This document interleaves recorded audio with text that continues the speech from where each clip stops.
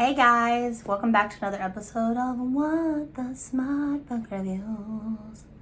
Hi, my name is Candace and I'm your host. Thank you so much for joining me for another episode. I really appreciate it. In today's episode, we are going to be going back to our Scarred Soul series.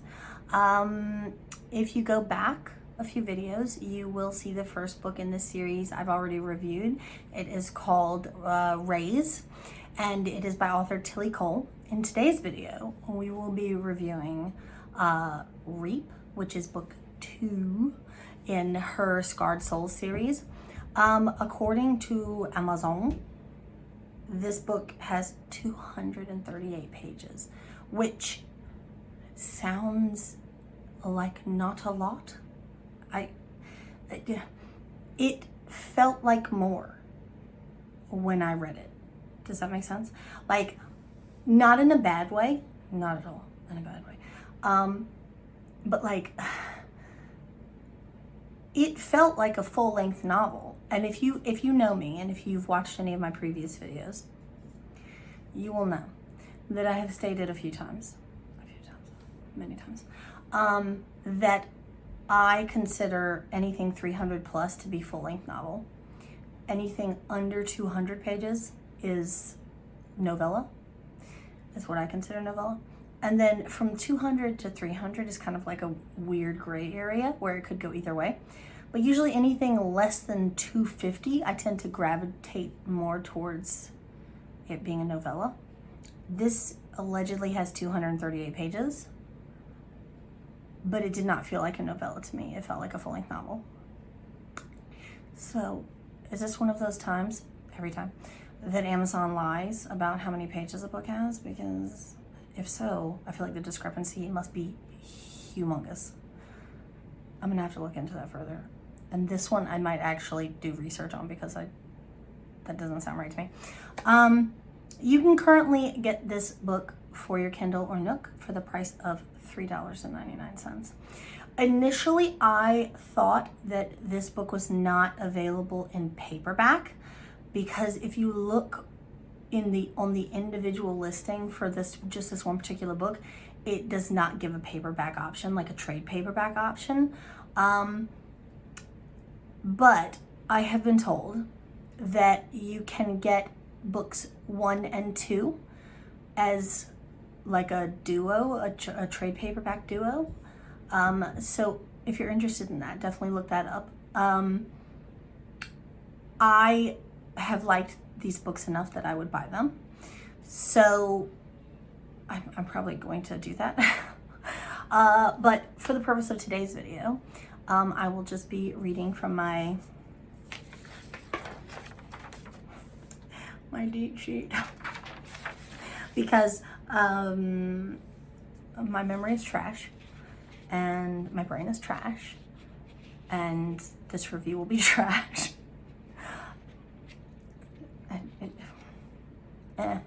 So I will read you guys the blurb and then we can try and break it down a little bit because I have read 1.5 books since I finished this one. So it's about as fresh as the loaf of bread that's been sitting in my kitchen for, I don't want to talk about it. So let's read the blurb and then we'll dive in and we'll see what happens. Okay. Raised as a prototype for the Georgian Bratva's obedience drug, 221 fails to think, act, or live for himself. He's his master's perfectly crafted killing puppet. Standing at 6'6", weighing 250 pounds, and unrivaled in To the Death combat, 221 successfully secures business for the Georgian mafia boss of NYC, who rules the dark world of the criminal underground, until his enemies capture him. Talia Tolstoy dreams to break from the heavy clutches of Bratva life. She dreams of another life away from the stifling leash of her Russian Bratva boss father and from the brutality of her work at the dungeon, her criminal family's underground deathmatch enterprise. But when she stumbles upon her family's captive, who is more monster than man, she starts to see the man underneath. a powerful, beautiful, damaged man whose heart calls to hers. But sacrifices must be made, blood for blood, life for life, souls for scarred souls. Okay. I don't know why I do that every time I read the blurb of a good book. Okay, so the two main characters for this book are Talia. If you have read the first book in the series, you've already met Talia. She is best friends with Kisa, who was the main female character from Raise. She is the main female character for this book, Talia. And the main male character is known as Prisoner Number 221. His real name is Zal Kostova. You don't find that out until a little bit further into the book. So essentially, Talia, who should we start with? Let's say Talia. Talia is the daughter of the now number 2 mafia boss in New York. They're stationed in Brooklyn. If you remember from the first book, Luca is her brother. So Luca was the main male character from Raise. Talia is his sister, and their father is the right-hand man to to Kisa's dad, which is the I think they'll call it Pacan, which he is the head, basically the head honcho of NYC. When it comes to the mafia, when it comes to the brava.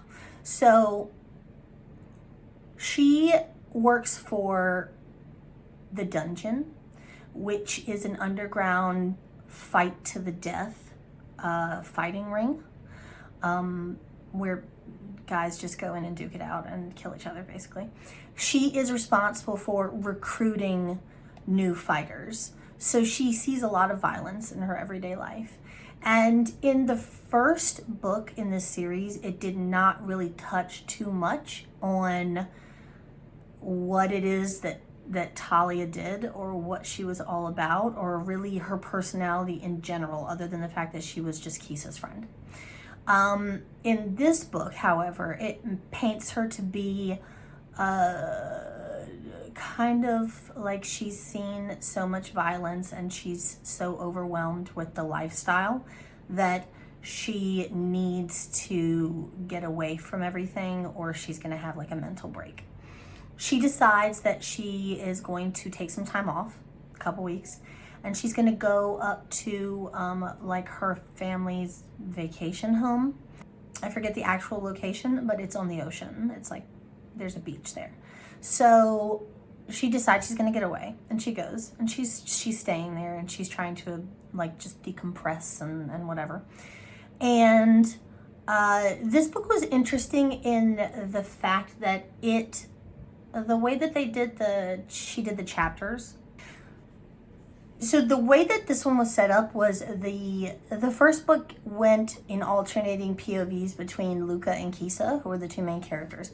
In this book, there are alternating POVs between Zal and Talia, but there are also chapters that are from like Luca's point of view, which I get. It makes sense because there's still unresolved issues with Luca. He, if you remember anything about the first book, which if you have read it, then you'll know exactly what I'm talking about. But if you haven't, then you're going to be completely lost. But then we'll be on the same level because I'm always completely lost. Okay, welcome. So essentially, the main character from Raise, the first book, Luca, was kidnapped as a child and made to fight in basically like an underground prison. He was made to fight to the death in like a gambling ring for his bosses or whatever. He was basically pumped full of drugs to make him strong and to make him lose his memory. And then he was turned into like a killing machine. So he had one friend in the gulag, which was another prisoner by the name of 362. That wasn't his actual name. I think his name was Henri, I think.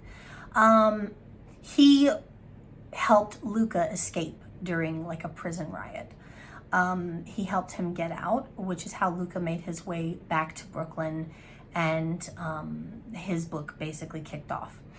So at the end of that book, spoilers, at the end of that book, Luca was made to fight 362 in the dungeon, in the ring in the dungeon.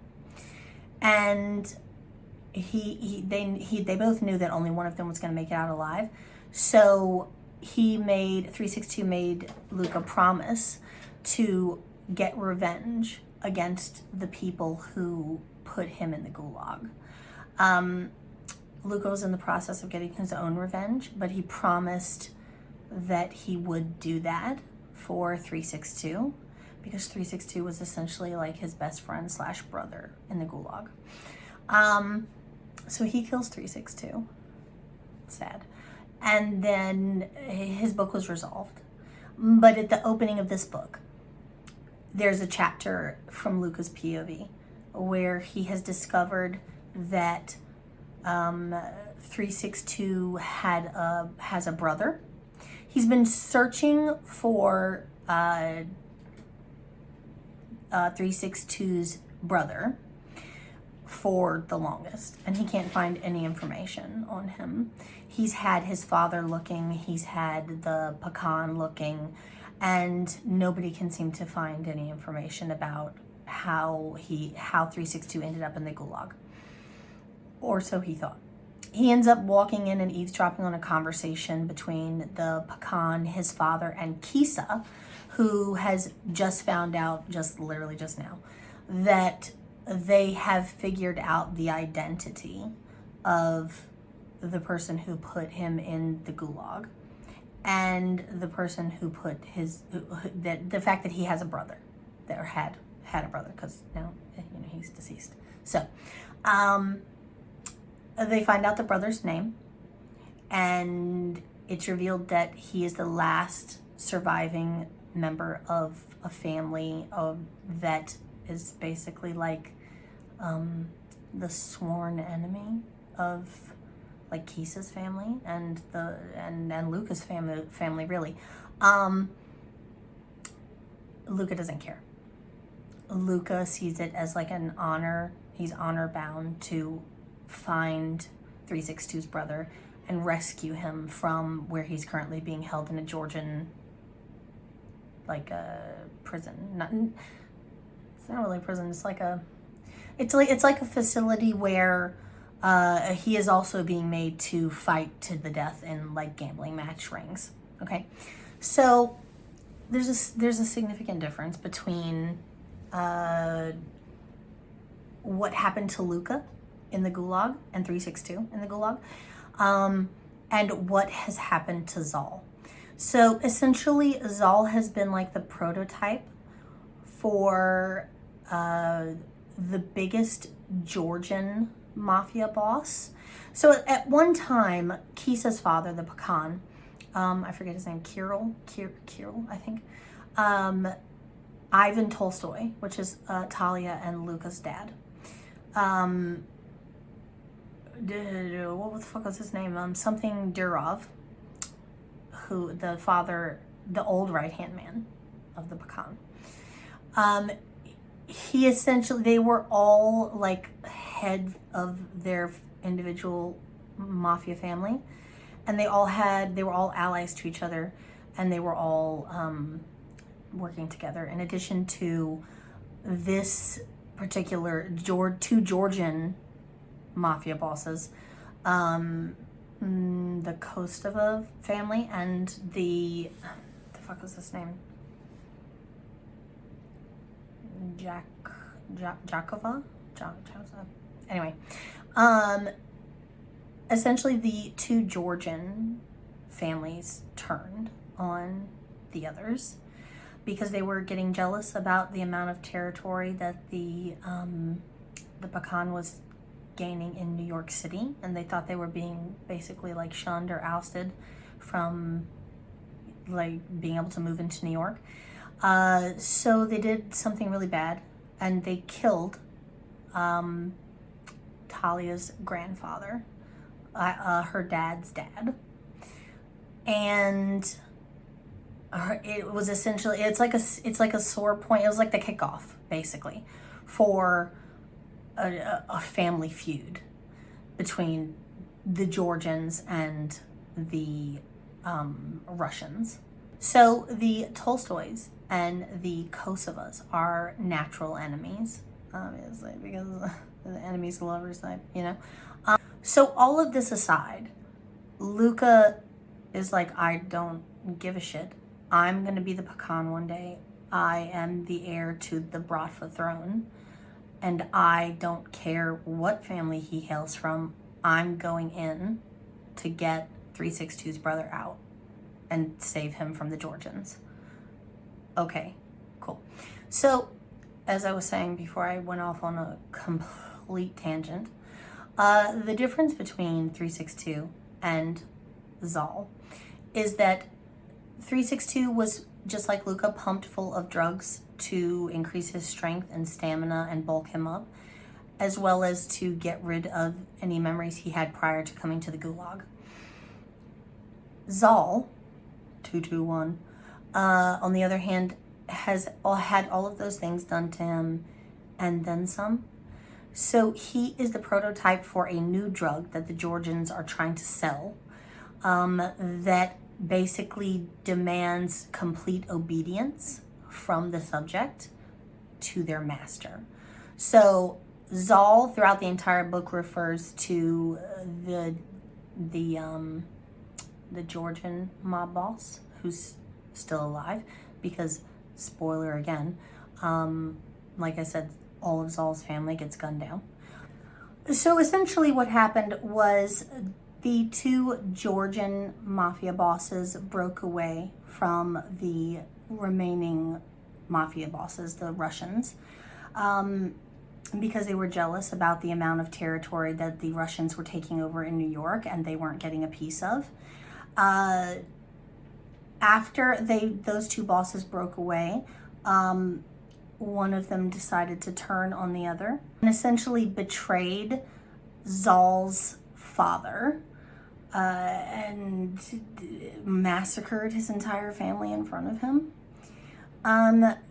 So essentially the two boys, the brothers, were the only ones that were not gunned down, and they were then shipped off to basically be experimented on and in an attempt to create this drug that will allow essentially massive muscle-bound human slaves, mindless human slaves.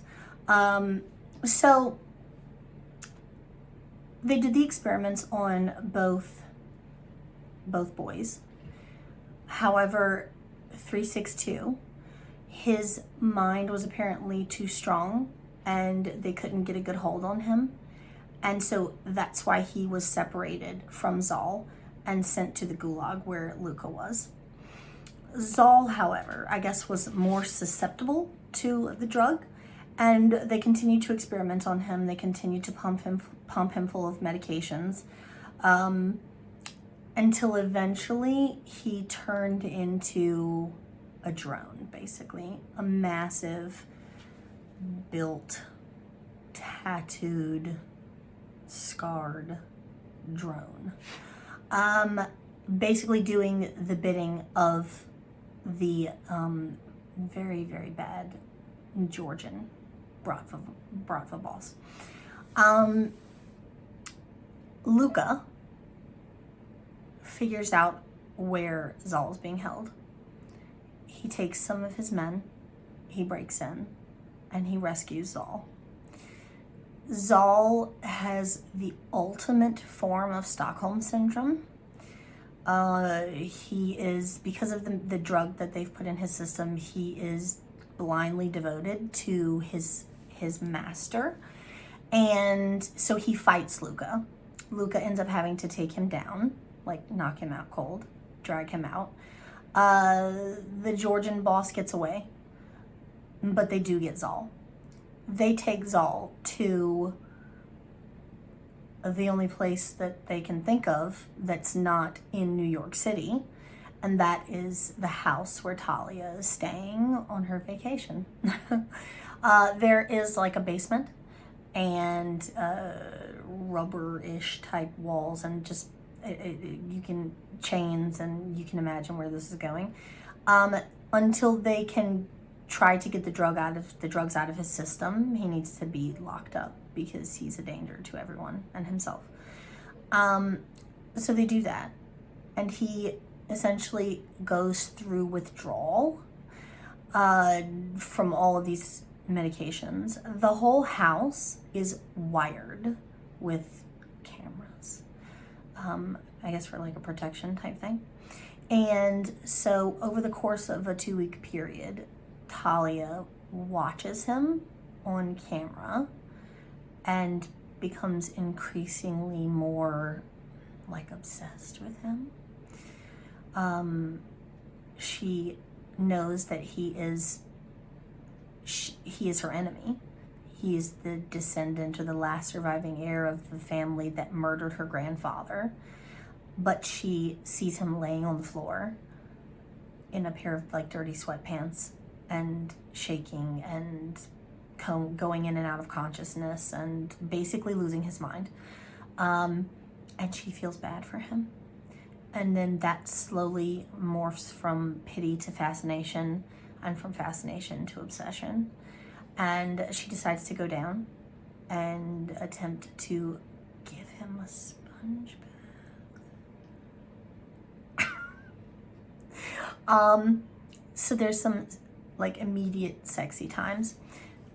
There's a recurring thing that goes on through this book where, because he's been so brainwashed, at first he does not speak at all, and they don't think he's capable of speech. They think he's literally just a killing machine. Talia slowly brings him out of his shell. At first she's terrified of him because he just kind of animalistically, not like attacks her, but like, you know what I'm saying? Do you know what I mean? But she likes it. She's into it. By this time she's like super attracted to him, and she's like, you're underneath all of that built up grime and shit, you're actually really gorgeous.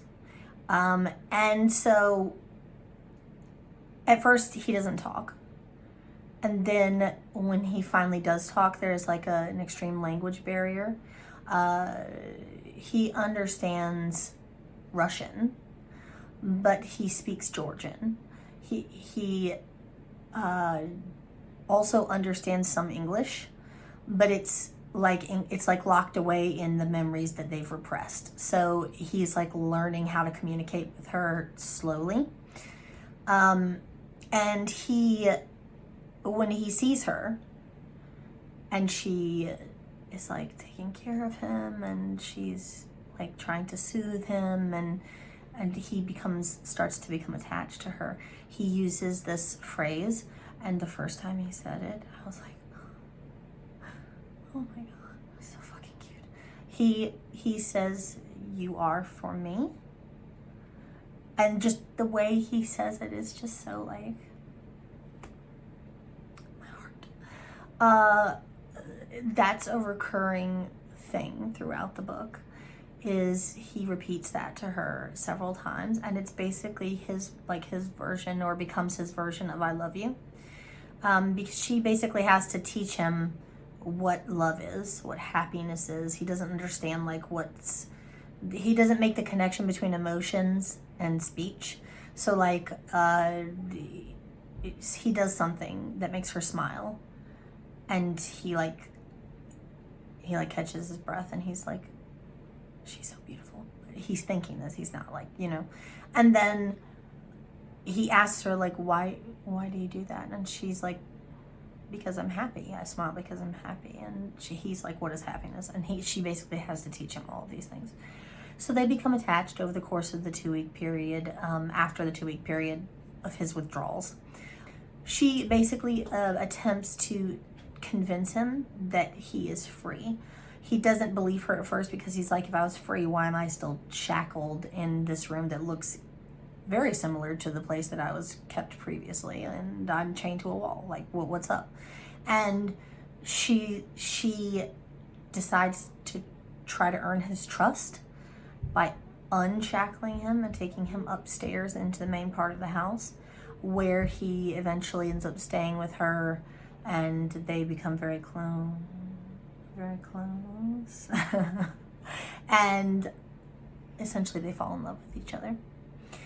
However, you now have Luca that she's going to have to deal with and explain that she's fallen in love with her family's mortal enemy, not to mention her father and the pecan, who are going to lose their minds. And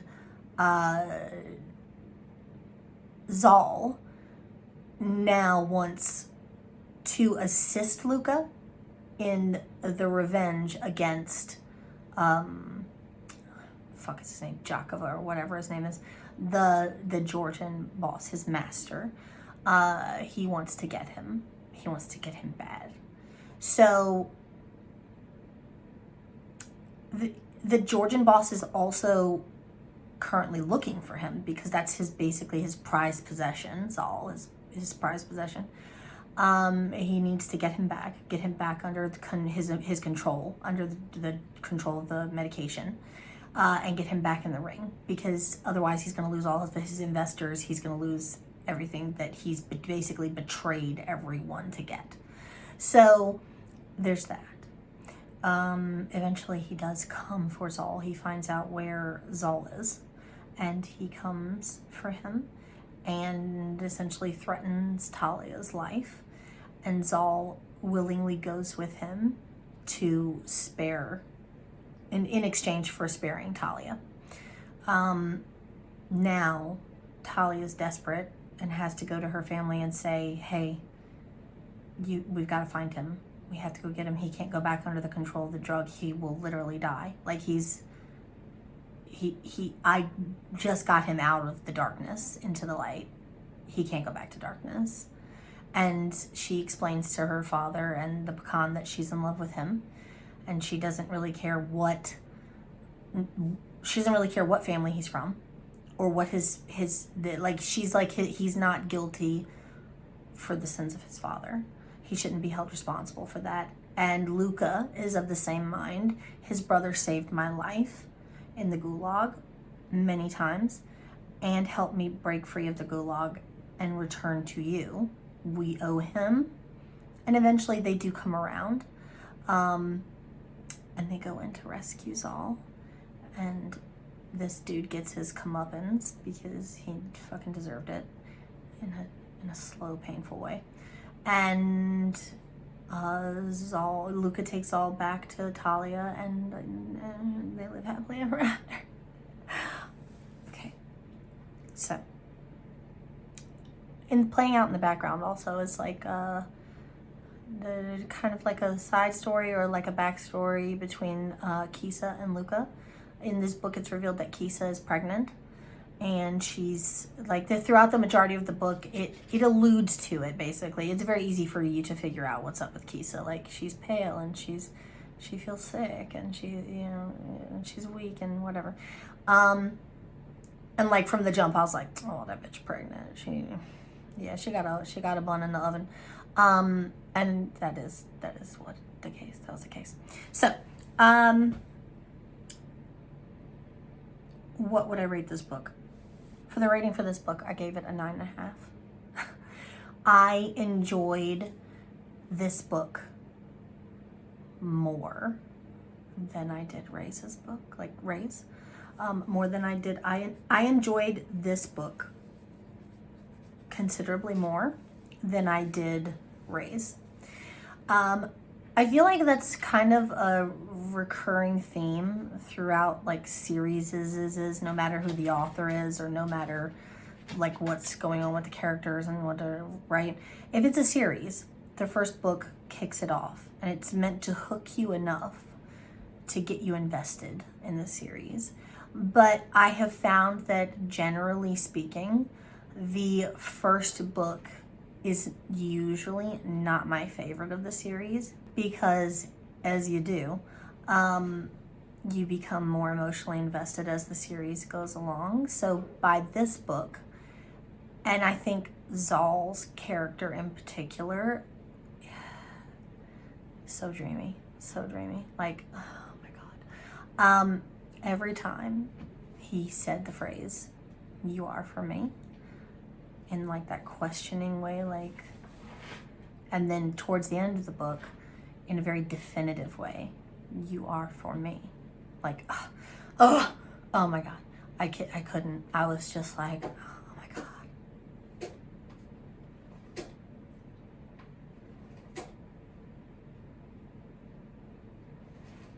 He's sneezing. Like, could you be any louder? Okay. Yeah, I couldn't cope. I was like, I love these two together. I love Talia. I love him. I loved this book more than the first book. I don't know how I'll feel about the third and fourth books of this series, but I'm very excited to get into them because there's like a little snippet at the end of, there's like the epilogue that leads me to believe that, spoiler alert, leads me to believe that Zoya, Zal's younger sister, survived the massacre as well, and she's now a grown woman, because that's what I think. But the person who put me on to this series was actually recommended to me by several people. The one I have talked to about it the most is my friend Yvette, and she is basically like, oh, she's British, she's very British. Oh, I can't tell you, I can't tell you if Zoya is alive or not. And then she does like this little and I'm like, bitch, you just done told me, because if that was not the case, you would have been like, no. So I'm super excited. But yes, for the rating for this book, I gave it a 9.5. I absolutely adored this couple. I don't know. I have not read. I've read a few, like mafia romances, but not like a ton. So I don't really know. I've seen reviews for mafia romance books where they're like, oh, I prefer Italian to Russian, like, you know, Italian mafia, and I'm just like, I don't think I've ever even read an Italian mafia novel, but I guess to each his own, really. But when I think mafia, I immediately think Russian. I don't know if that's just biased or that's just my limited reading experience when it comes to mafia romances. But yes, I thoroughly enjoyed this book. I would recommend this book to other people. I would recommend this series to other people. I would say that if you feel like you're not immediately hooked by the series with the first book, keep going. It gets better. It does. The first book was very good. I enjoyed the first book, but I liked this one more. So, I think that's it. I'm pretty sure I've covered the majority of, I bungled a bunch of it, I'm sure. But I think that I got the major plot points across. Did I? I think.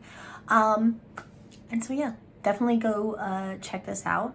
I'm not sure, I don't think this book was free with Kindle Unlimited. I'd have to double check, but I don't think so. So if you do want it for your Kindle or Nook, you can get it for $3.99. And yeah, I think that's it. If you enjoyed this video, if you like me and you like my channel, please consider subscribing. I would really appreciate it. Please share me with your friends on social media. I would really appreciate that too. If you would like, you can follow me on social media. I do have a members only Facebook group, an Instagram, and a Twitter devoted to this channel. I will link them all in the description box below, and I'll put a little banner here on the screen for you guys to see. And I think I'm done. I really appreciate you guys joining me for another video and sticking with me. And I will see you guys in my next one. All right? I love you so much. Bye.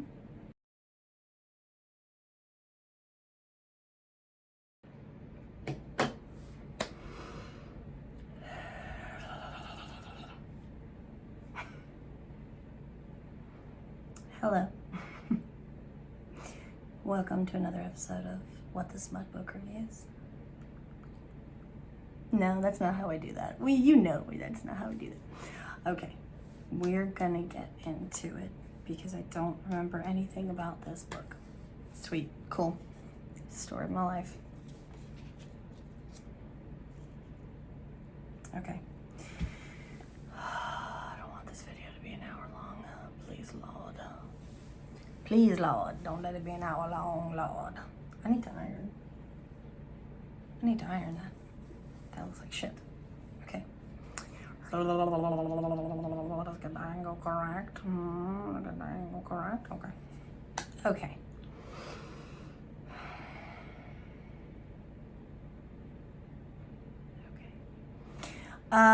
His real name is Zal Kostova.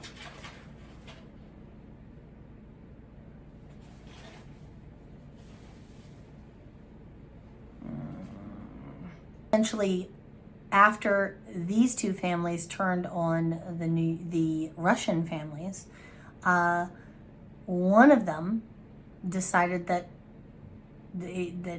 he was pissed off that they were like, fuck. What is his name?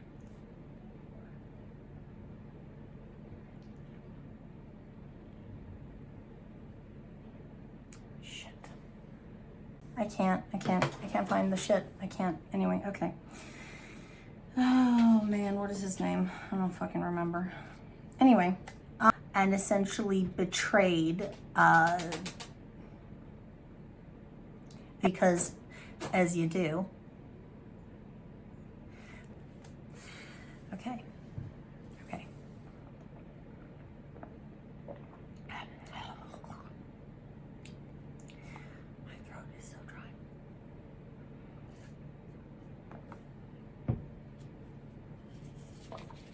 Okay. Okay. My neck, my back. No. No. Why is there so much fluffy shit flying around in here? Like, I understand Freckles is in here and his hair, his fur is like everywhere, but like, I've noticed it when doing playback on my last like 5 videos. I'll see like a little white thing float across the screen. I'm like, what the fuck is that? Stop. Also, did you guys notice I got a new background? It's very nice. Would you like to see if I can?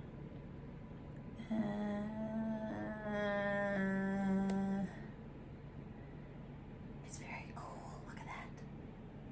Wait, no, that's my wall. Isn't that cute? It was just time for a change, you know? Occasionally I do that, I just change stuff. Usually I don't like change, I'm afraid of change. But sometimes I'll change stuff. I don't know why I'm rambling right now. My head hurts. Oh God, I'm so tired. Okay. I love you guys so much. I'll see you. I'll see you when I see you. Hopefully I see you on Instagram because I fucking live there. Follow me.